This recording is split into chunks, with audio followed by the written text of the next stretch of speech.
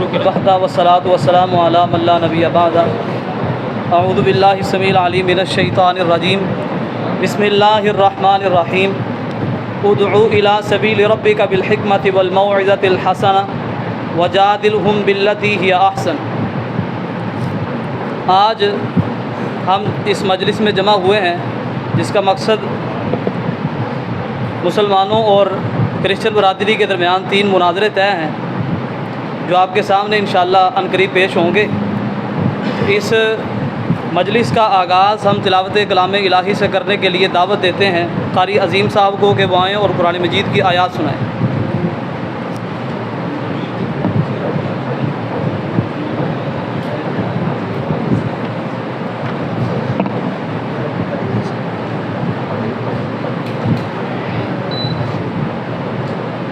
اعوذ باللہ من الشیطان الرجیم بسم اللہ الرحمن الرحیم واذکر فی الکتاب مریم اذ انتبذت من اہلها مکانا شرقیا فاتخذت من دونهم حجابا فأرسلنا إليها روحنا فتمثل لها بشرا سويا قالت إني أعوذ بالرحمن منك إن كنت تقيا قال إنما أنا رسول ربك لأهب لك غلاما زكيا قالت أنى يكون لي غلام ولم يمسسني بشر ولم أك بغيا صدق الله العظيم۔ اب ہم اپنا پروگرام باقاعدہ طور پر شروع کرنے سے پہلے مسیحی برادری کی طرف سے پاسٹر محمود صاحب کو دعوت دیتے ہیں کہ وہ اس مجلس میں چند کلمات کہنے کے لیے تشریف لائیں۔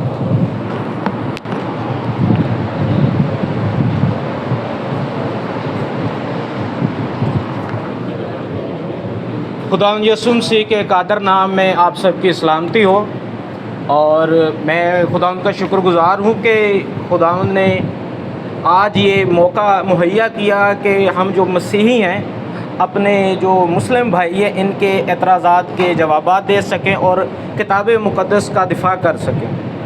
اور یہ سارا جو کام ہے، ہمارا جو آج کا مناظرہ ہے یا آج کی جو بات چیت ہے، یہ ہماری گزارش ہے آپ سب سے اور مسیحی بھائیوں سے میری کہ آپ جب کوئی بھی بات کریں، کوئی ایسی بات آپ کے منہ سے نہ نکلے کہ کسی شخص کی ذاتیات پہ بات ہو یا کسی شخص کی دل آزاری ہو، بلکہ پیار و محبت سے ہم ایک دوسرے کے مذہب کو سمجھ سکیں، کہ آپ کے جو ہمارے مسلم بھائیوں کے اعتراضات ہیں وہ یہ سمجھ سکیں کہ ہم کیا مانتے ہیں اور کس طریقے سے مانتے ہیں بائبل مقدس کے دلائل کے مطابق۔ اور میں خاور رشید بٹ صاحب کا شکر گزار ہوں کہ جنہوں نے یہ سارا پروگرام جو ہے یہ منعقد کیا تاکہ ان کے جو شاگرد ہیں اور ہمارے جو شاگرد ہیں وہ اس بات پہ بات چیت کر سکیں اور جان سکیں کہ بائبل مقدس اصل میں کس موضوع پہ کیا فرماتی ہے۔ جی بہت شکریہ۔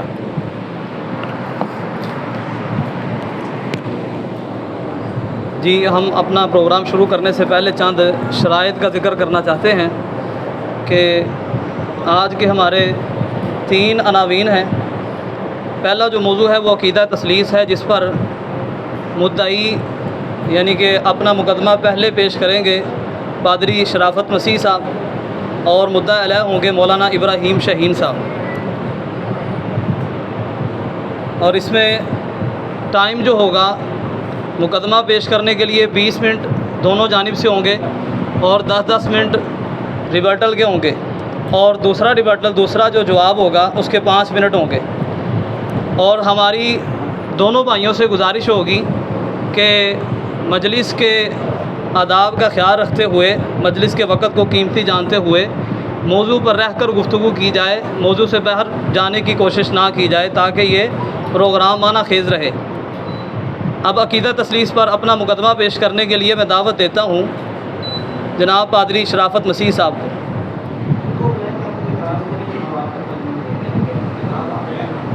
نہیں، عقیدہ تثلیث پہ تو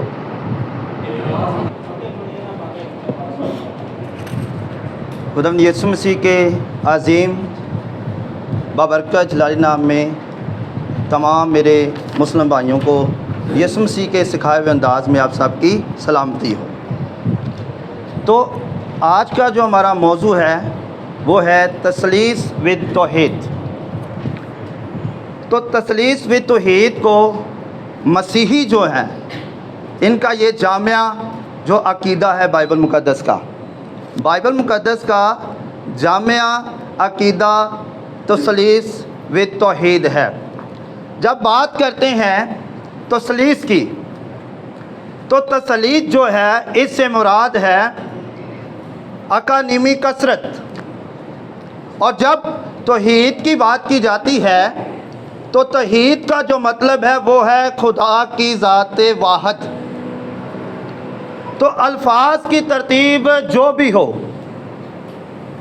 مطلب جو ہے عقیدہ تثلیث کا وہ وہی رہے گا، اس کی ترتیب جو ہے وہی رہے گی کہ خدا کی ذات واحد ہے اور اس میں 3 اقانیم کی کثرت ہے۔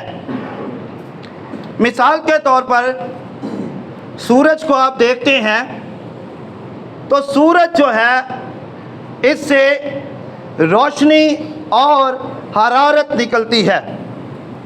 تو سورج کی جو روشنی ہے، روشنی اور حرارت کے بغیر سورج کیا ہے؟ مشکوک ہے اور نامکمل ہے۔ اسی طرح بغیر بیٹے کی الوہیت اور روح القدس کی الہی ذات کے خدا ذات کی نامکمل اور نامکمل ہے، یعنی خدا کی جو ذات ہے وہ بیٹے کے بغیر اور روح القدس کے بغیر نامکمل ہے۔ یعنی آپ جب بغیر بیٹے اور روح القدس کے خدا کو اپنا خدا کہتے ہیں تو گویا آپ ایک نامکمل خدا پر ایمان کا دعویٰ کر رہے ہیں۔ گویا آپ سورج سے نکلنے والی شعاع اور روشنی اور حرارت کا واضح انکار کر رہے ہیں۔ لیکن یاد رکھیے کہ جس طرح روشنی اور حرارت کے بغیر سورج کا کوئی وجود نہیں ہے، ویسے ہی عقیدہ تثلیث میں خدا باپ جو ہے اس کے بیٹے اور روح القدس کے بغیر خدا کا بھی کوئی وجود نہیں ہے۔ بائبل مقدس میں خداوند یسوع المسیح نے فرمایا، میں باپ میں سے نکلا اور دنیا میں آیا ہوں، میں باپ میں سے نکلا اور دنیا میں آیا ہوں۔ پھر خداوند یسوع مسیح انجیل یوحنا میں فرماتے ہیں، لیکن جب وہ مددگار جس کو میں تمہارے پاس باپ کی طرف سے بھیجوں گا، یعنی روح حق جو باپ سے صادر ہوتا ہے، وہ میری گواہی دے گا۔ تو انجیل یوحنا میں بیٹا جو ہے وہ باپ سے نکل کر دنیا میں آ رہا ہے، اور روح القدس جو ہے وہ بھی کہاں سے صادر ہو رہا ہے؟ باپ سے۔ تو اس کا مطلب یہ ہے کہ مسیح خداوند نے اپنا اور روح القدس کا سوچ جو ہے خدا باپ کو ٹھہرایا ہے۔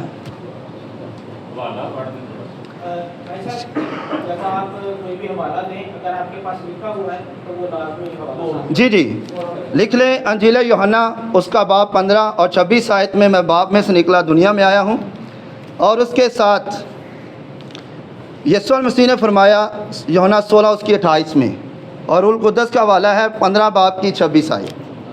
تو یہاں پر سور جو ہے خدا باپ جو ہے بیٹے نے بتایا کہ میں باپ میں سے نکلا اور دنیا میں آیا ہوں۔ تو خدا باپ اور بیٹا جو ہے اور روح القدس عین ذات ہیں، اور عین ذات کا مطلب جو ہے وہ یہ ہے کسی شے کی اصل یا خود ذات ہونا۔ یہ لفظ کسی چیز کی وہ حقیقت اور بنیادی خصوصیت کو بیان کرتا ہے جو اس کو دوسری چیزوں سے ممتاز کرتی ہے۔ مثال کے طور پر جناب پالوس رسول نے فرمایا افسیوں 4:4-6 میں کہ ایک ہی بدن اور ایک ہی روح ہے، ایک ہی خداوند ہے اور سب کا خدا اور باپ ایک ہی ہے، یعنی کہ خدا باپ، خدا روح القدس جو ہے، خدا کی ذات جو ہے وہ واحد ہے، لیکن اس کی ذات کے اندر اقانیمی کثرت ہے، خدا باپ، خدا بیٹا، خدا روح القدس۔ اب تینوں اقانیم کی میں خصوصیت جو ہے وہ بیان کرتا ہوں۔ تینوں اقانیم میں ازلی ہونے کے لحاظ سے ایک ہیں، لازوال ہونے کے لحاظ سے ایک ہیں، خالق ہونے کے لحاظ سے ایک ہیں، قادر مطلق ہونے کے لحاظ سے ایک ہیں، ہر جگہ حاضر اور ناظر ہونے کے لحاظ سے ایک ہیں، انسانیت کی بقا اور منصوبہ بندی میں ایک ہیں۔ ایک ہونے سے مراد یہ ہے کہ باپ، بیٹا اور روح القدس اپنی اپنی نیت میں ایک جیسی جو ہے وہ خصوصیت اور ان جیسا کوئی نہیں ہے، وہ ایک جیسی خصوصیت رکھتے ہیں اور باپ، بیٹے اور روح القدس جیسا کوئی بھی نہیں ہے۔ تو تثلیث و توحید کا جو آغاز ہے وہ پیدائش کی پہلی کتاب بائبل مقدس جو ہے اس کی پہلی کتاب سے ہی شروع ہو جاتا ہے۔ پہلا باب پہلی آیت سے ہی خدائے واحد کے لیے سیگا واحد ایل کی جگہ سیگا جمع کا آنا خدا کی ذات میں کثرت کی دلیل ہے۔ کتاب مقدس میں جہاں کہیں خدا کی ذات کے علاوہ لفظ الوہیم آیا ہے اس سے مراد ہمیشہ کثرت لی گئی ہے۔ اگر غیر معبودوں کے لیے آیا ہے تو وہاں اس کا ترجمہ خداؤں یا دیوتاؤں کیا گیا ہے، یعنی ایک خدا یا ایک دیوتا نہیں بلکہ زیادہ خدا اور زیادہ دیوتا۔ لیکن جب یہ لفظ بائبل مقدس میں خدا کی ذات کے لیے آیا ہے تو اس کے لیے عبرانی زبان میں لفظ الوہیم استعمال ہوا ہے۔ پیدائش 1:1 میں لکھا ہے خدا نے ابتدا میں زمین و آسمان کو بنایا، تو یہاں لفظ جو ہے الوہیم آیا ہے جس سے مراد یہ ہے کہ خدا کی ذات واحد ہے لیکن اس میں اقانیمی کثرت ہے، باپ، بیٹے اور روح القدس کی صورت میں۔ تو میرے عزیزو، جب آپ دیکھتے ہیں، چند مثالیں دوں گا اس پر۔ مثال کے طور پر پاکستان کی جو ٹیم ہے، ٹیم ایک ہی ہے لیکن اس کے اندر افراد کو دیکھ سکتے ہیں آپ۔ ٹیم ایک ہے لیکن جب آپ پاکستان میں کھڑے ہیں تو پاکستان کے 5 صوبے ہیں، لیکن آپ اگر بلوچستان میں کھڑے ہیں تو آپ کہاں کھڑے ہیں؟ پاکستان میں۔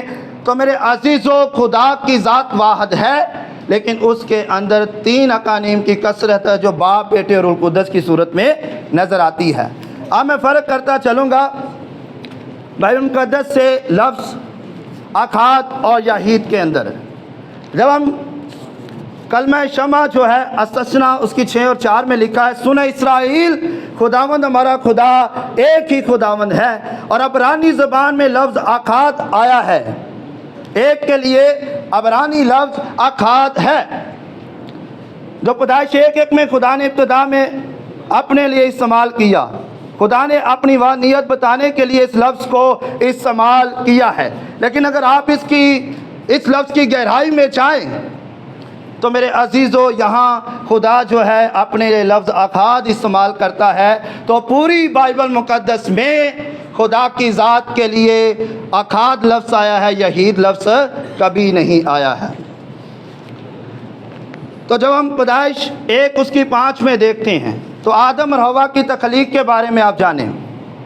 آدم اور حوا کی جب تخلیق کی گئی تو خدا نے انہیں ایک، یعنی ہم دیکھتے ہیں کہ پیدائش میں لکھا ہے کہ وہ ایک تن ہوں گے، تو جہاں پر ایک تن آیا ہے وہاں پر یحید لفظ نہیں آیا بلکہ لفظ اکھاد آیا ہے، یعنی کہ وہ مرد اور عورت کے طور پر ہیں لیکن لفظ اکھاد ان کی جگہ استعمال ہوا، وہ ایک تن ہوں گے۔ پھر ایک قوم کے لیے لفظ اکھاد آیا ہے، ایک زبان کے لیے لفظ اکھاد آیا ہے۔ تو میرے عزیزو، جب ہم بات کرتے ہیں پیدائش، اب ہم لفظ ہم پر بات کریں گے کہ خدا نے اپنی ذات کے لیے جو ہے صیغہ جمع میں لفظ جو ہے وہ استعمال کیا ہے۔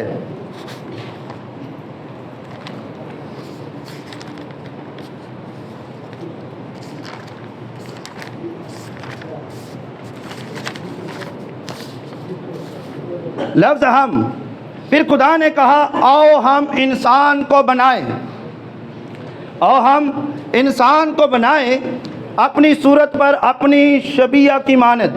عبرانی زبان میں ہم کی جگہ لفظ الوہیم استعمال ہوا ہے، جو اس بات کی عکاسی ہے، جو یہ دکھاتا ہے کہ خدا کی ذات واحد ہے لیکن اس کے اندر کثرت پائی جاتی ہے، باپ، بیٹا اور روح القدس کی صورت میں۔ پھر پیدائش 3 باب اس کی 22ویں آیت میں، اور خدا نے کہا دیکھو انسان نیک و بد کی پہچان میں ہم میں سے ایک کی مانند ہو گیا۔ یہاں پر بھی لفظ ہم آیا ہے تو عبرانی زبان میں خدا نے اپنے لفظ الوہیم استعمال کیا ہے، یعنی کہ خدا ذات میں واحد ہے لیکن اس کی اندر جو ہے اقانیمی کثرت ہے، باپ، بیٹے اور روح القدس کی صورت میں۔ پھر پیدائش 11 اس کی 7 میں، سو آؤ ہم وہاں جا کر ان کی زبان میں اختلاف ڈالے، آؤ ہم، سو آؤ ہم جائیں، تو ہم کے لیے یہاں بھی لفظ جو عبرانی زبان میں الوہیم استعمال ہوا ہے، یعنی خدا جو ہے وہ واحد ہے اور اس کی ذات کے اندر اقانیمی کثرت پائی جا رہی ہے۔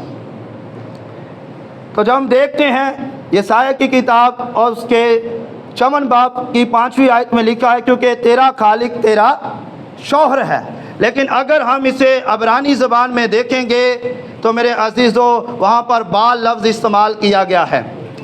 تو جب بال، تو اس کے بالیغ لفظ آیا ہے، تو بالیغ کا مطلب ہے کہ خداوند خدا تیرے شوہر یا شوہران لفظ آیا ہے، یعنی یہاں بھی خدا جو ہے اپنے لیے صیغہ جمع کا لفظ استعمال کرتا ہے۔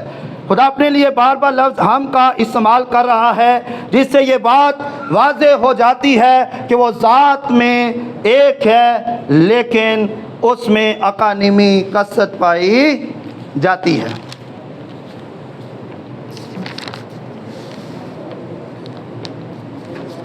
اب چند ایک حوالے میں بائبل مقدس سے واضح طور پر جہاں پر تثلیث ہمیں نظر آ رہی واضح طور پر، تو یہاں پر پیدائش 1:1 میں لکھا ہے خدا نے ابتدا میں زمین و آسمان کو بنایا، خدا نے بنایا، خدا کی روح پانی کی سطح پر جنبش کرتی ہے۔ تو میرے عزیزو یہاں پر ہمیں نظر آئے خدا نے ابتدا میں، خدا نظر آ رہا ہے، اور خدا کی روح القدس، اور جس کلمے سے یہ چیزیں تخلیق کی، یوحنا کی انجیل اس کا پہلا باب اس کی پہلی آیت میں لکھا ہے ابتدا میں کلمہ تھا اور کلمہ خدا کے ساتھ تھا، کلمہ ہی خدا تھا اور یہی ابتدا میں خدا کے ساتھ تھا، سب چیزیں اس کے وسیلہ سے پیدا ہوئیں۔ یسایہ 48 اس کی 16 میں لکھا ہے میرے نزدیک آؤ اور یہ سنو، میں نے شروع ہی سے پوشیدگی میں کلام نہیں کیا، جس وقت سے کہ وہ تھا میں وہی تھا۔ اب خداوند خدا نے اور اس کی روح نے مجھے بھیجا ہے۔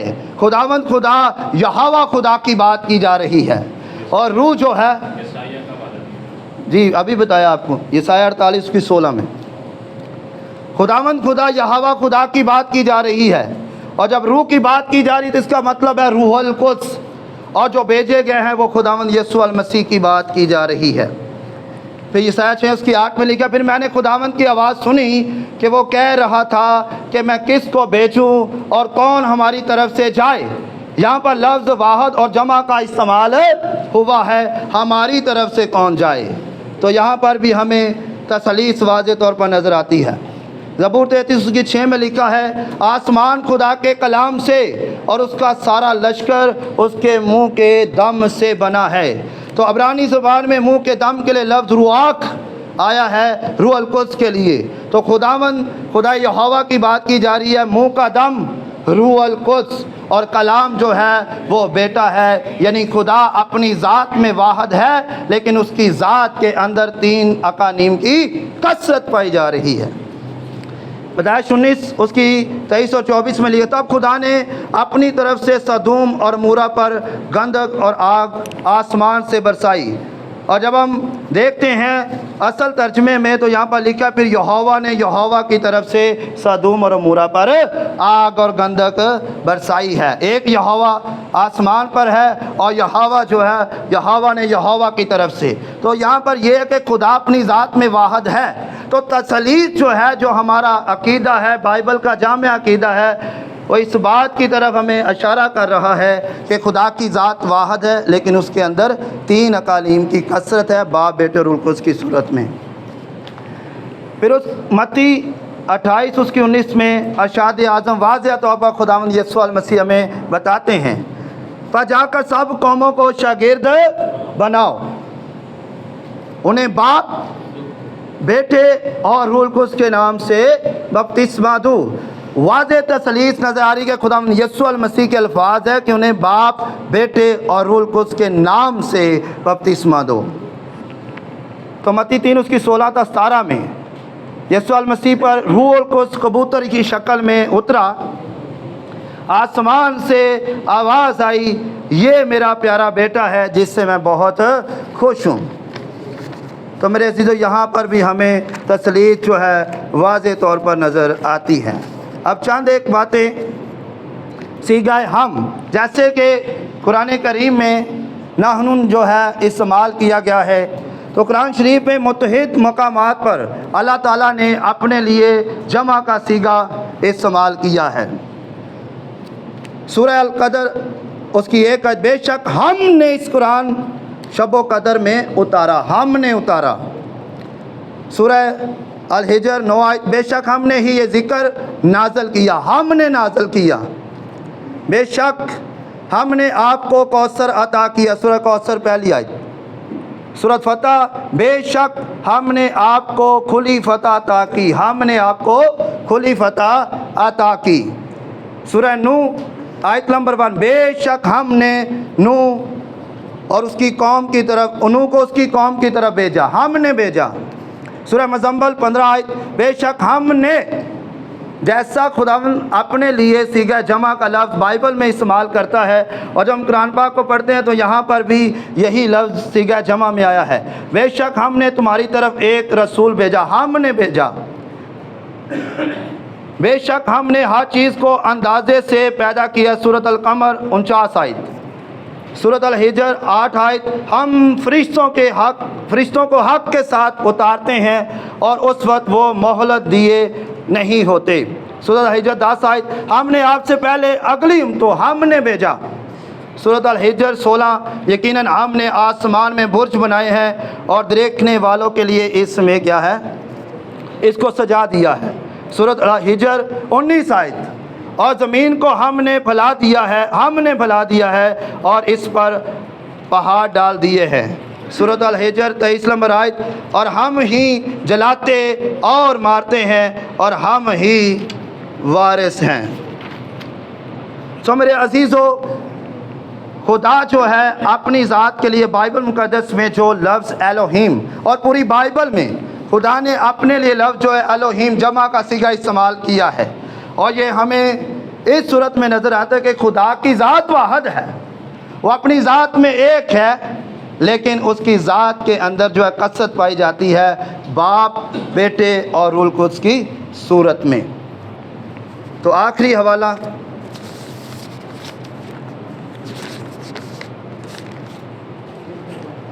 یوحنا 14 اس کی 26 میں، لیکن مددگار یعنی روح حق جس سے باپ میرے نام سے بھیجے گا، جو کچھ میں تم سے کہا ہے وہ سب تمہیں یاد دلائے گا۔ یوحنا 14:16 اس کی 17 میں، اور میں باپ سے درخواست کروں گا اور وہ تمہیں دوسرا مددگار دے گا تاکہ ہمیشہ تمہارے ساتھ رہے۔ باپ موجود ہے، بیٹا موجود ہے، روح القدس موجود ہے، تینوں موجود ہے، لیکن باپ ذات میں ایک ہی ہے، لیکن اس کی ذات کے اندر کثرت پائی جاتی ہے۔ پہلا یوحنا اس کا 5 اور 7ویں آیت میں لکھا ہے، اور جو گواہی دیتا ہے وہ روح ہے۔ گواہی دینے والے 3 ہیں، روح، پانی، خون، اور یہ تینوں ایک ہی بات پر متفق ہیں، کیونکہ آسمان پر 3 ہیں جو گواہی دیتے ہیں کہ باپ، کلام اور روح القدس ایک ہی عین ذات ہے۔ تو میرے عزیزو، خدا جو ہے وہ ذات میں ایک ہے، لیکن اس کی ذات کے اندر اکانیمی کثرت پائی جاتی ہے جو باپ، بیٹے اور روح القدس کی صورت میں ہیں۔ آمین۔ طرف سے اپنا مقدمہ پیش کرنے کے لیے میں دعوت دیتا ہوں مولانا ابراہیم شاہین صاحب کو کہ وہ آئیں اور اپنا اسلام کی طرف سے مقدمہ پیش فرمائیں۔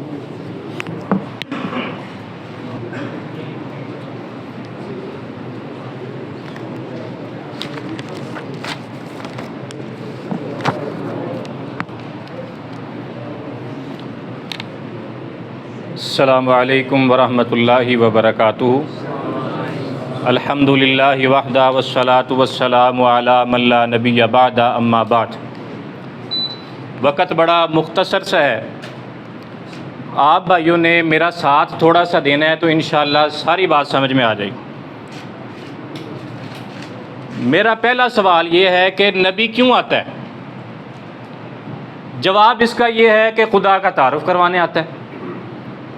جو قوم بھولی بھٹکی ہوتی ہے، خدا سے ادھر ادھر ہو جاتی ہے، اس کو بتاتا ہے کہ یہ تمہارا خدا ہے۔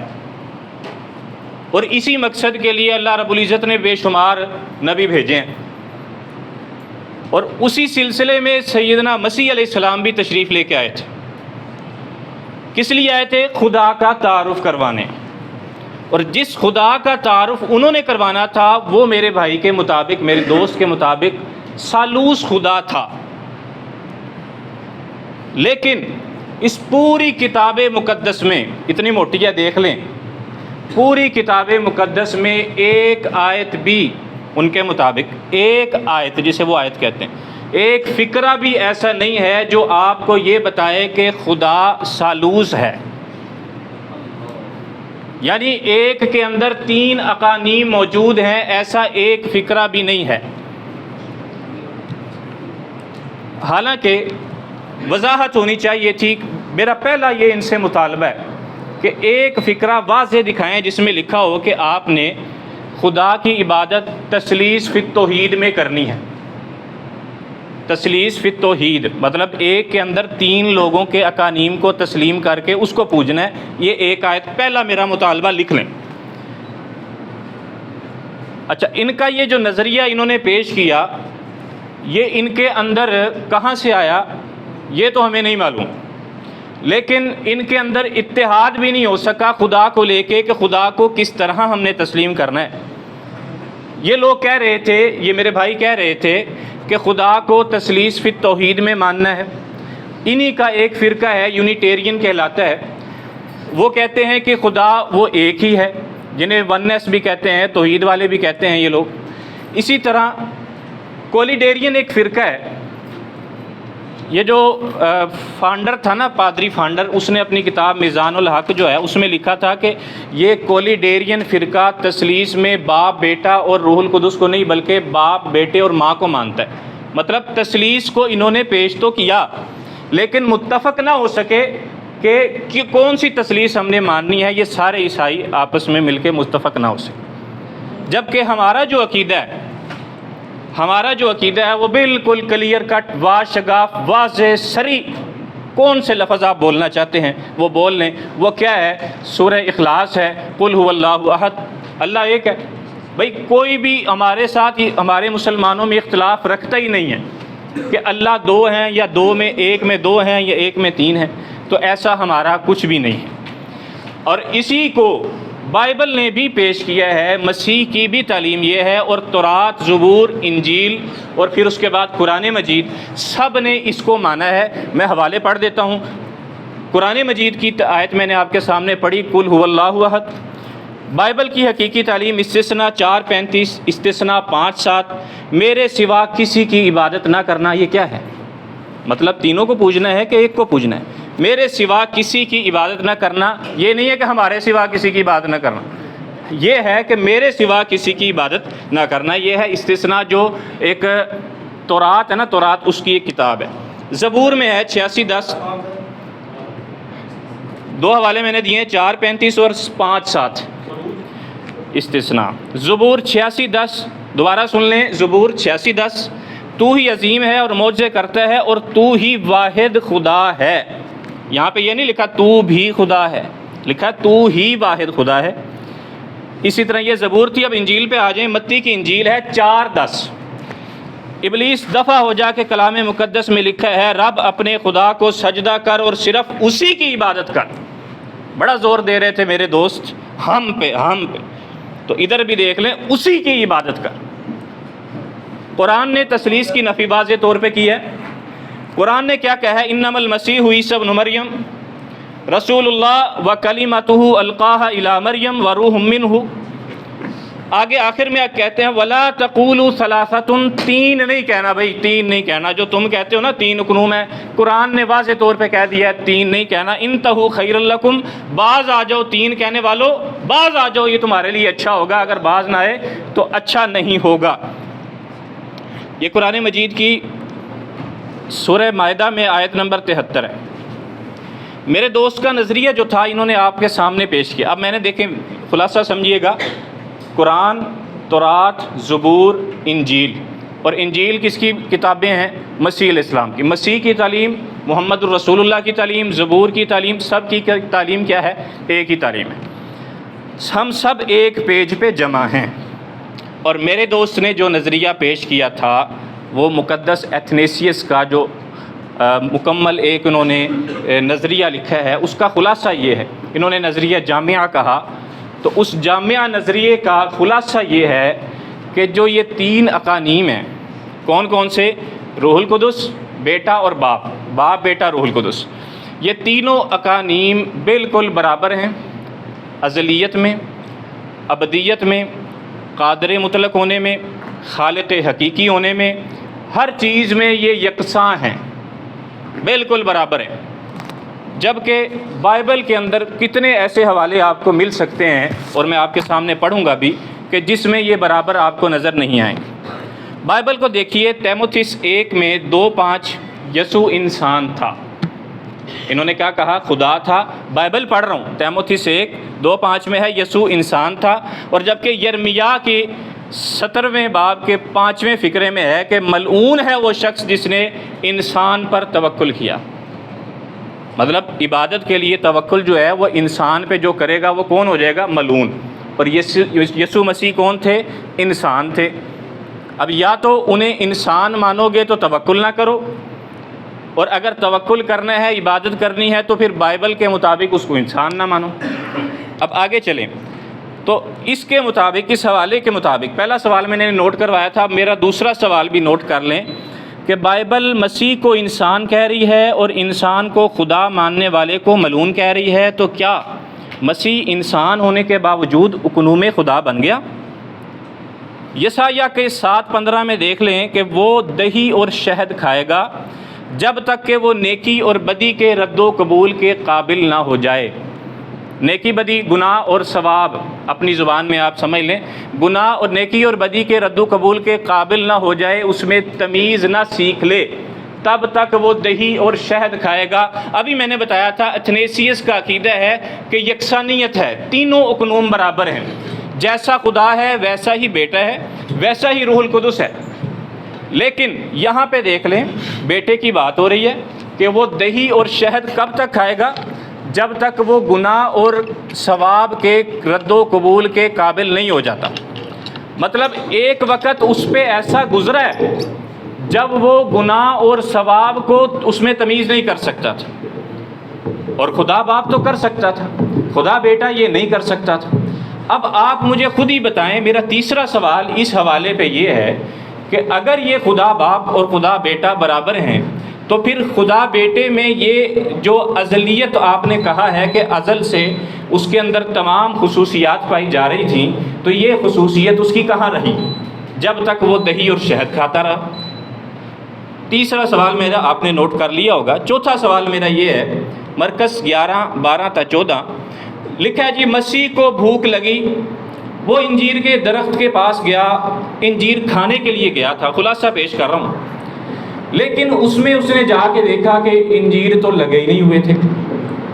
جب اس کو نظر آیا کہ اس میں تو انجیر لگے ہی نہیں ہیں تو اس نے اسے بد دعا دے دی. اور پھر ایک اور جگہ پہ لکھا ہے کہ پھر آئندہ کبھی اس پہ انجیر لگے ہی نہیں.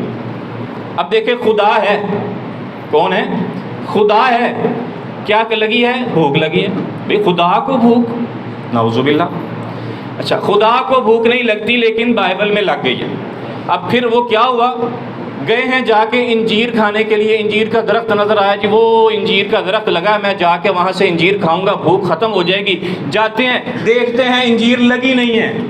بھائی خدا ہوتے پتہ ہوتا بھائی انجیر نہیں ہے، میرا جانا فضول ہے. اچھا چلے گئے، جا کے پھر دیکھا کہ درخت پہ پھل نہیں لگا. کوئی یہ بھی کہہ سکتا ہے کہ بھی انہیں پتہ تھا نہیں لگا لیکن پھر بھی ویسے ہی چلے گئے. تو اگر ویسے ہی گئے تھے تو وہاں جا کے بد دعا کیوں دی؟ چار کے دوبارہ سے کبھی پھل ہی نہیں لگا.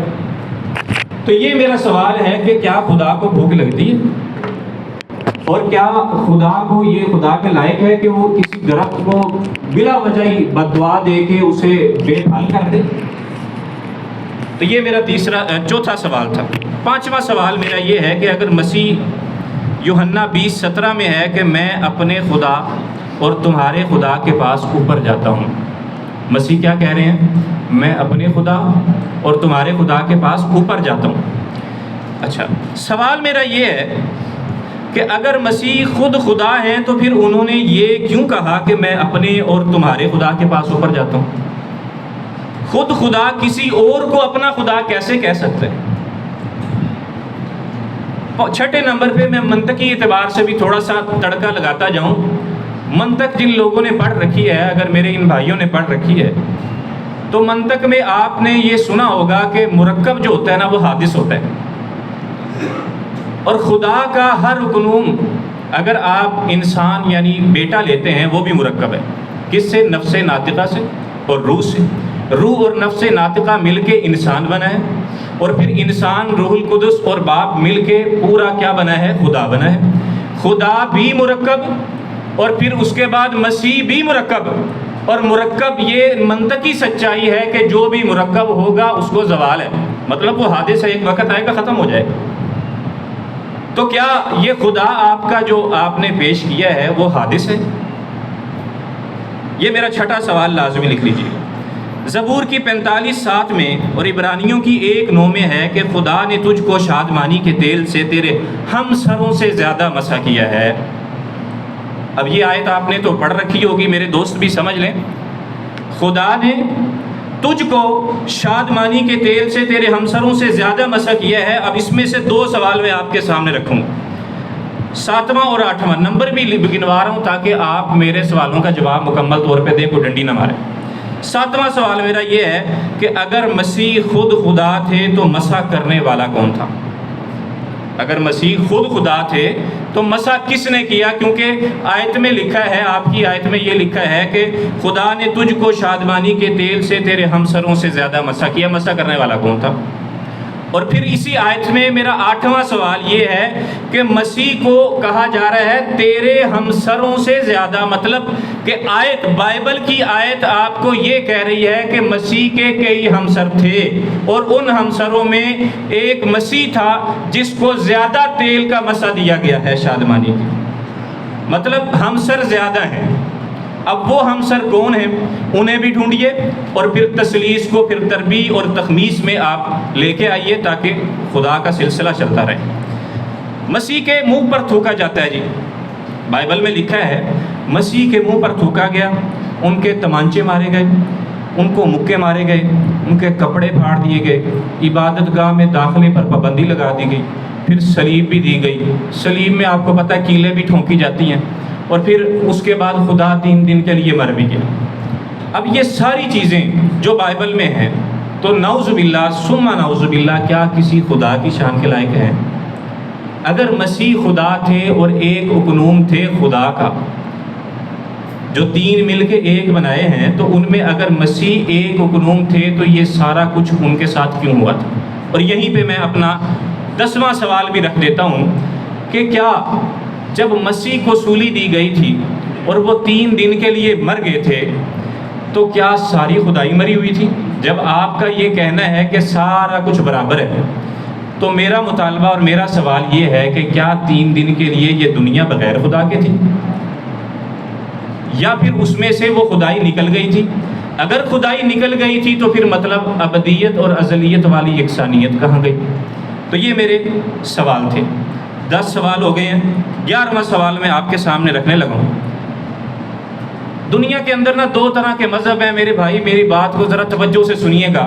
دنیا میں دو طرح کے مذہب ہیں، ایک کو سامی ادیان کہا جاتا ہے، ایک کو غیر سامی ادیان کہا جاتا ہے. اچھا، سامی ادیان جو ہیں وہ ہیں جو اللہ رب العزت وحی کے ذریعے سے ہمارے تک پہنچا. غیر سامی ادیان وہ ہیں جو لوگوں نے اپنی طرف سے کوئی بت چھت پکڑ کے اور ادھر ادھر سے سارے خدا اکٹھے کر کے ایک معبود بنا کے اس کو پوجنا شروع کر. اب آپ دیکھیں، غور سے دیکھیں کہ دنیا کے اندر یہ جو تثلیث کا عقیدہ بھائی نے پڑھا ہے نا، یہ کہاں سے آیا ہے؟ اب میں آپ کے سامنے رکھتا ہوں، ہمارے جو ہمسائے ملک والے ہندو ہیں نا، یہ برہما، وشنو اور شیو کی تثلیث کو مانتے ہیں. بڑے مسکرا رہے ہیں. تثلیث کو مانتے ہیں، یہ برہما، وشنو اور شیو کی. بابل میں ایا، انلیل، انو کی تثلیث مانی جاتی ہے. یونان میں ہڈیز، پوسیڈن اور زیوس کی تثلیث مانی جاتی ہے. مصر میں اوزیرس، آئسس اور ہورس کی تثلیث مانی جاتی ہے. ساری غیر سامی ادیان. چیٹ جی پی ٹی بڑی معاون ثابت ہوگی اس کے جواب کے لیے. نیٹ نہیں آ رہا ہوگا تو وائی فائی لے لینا.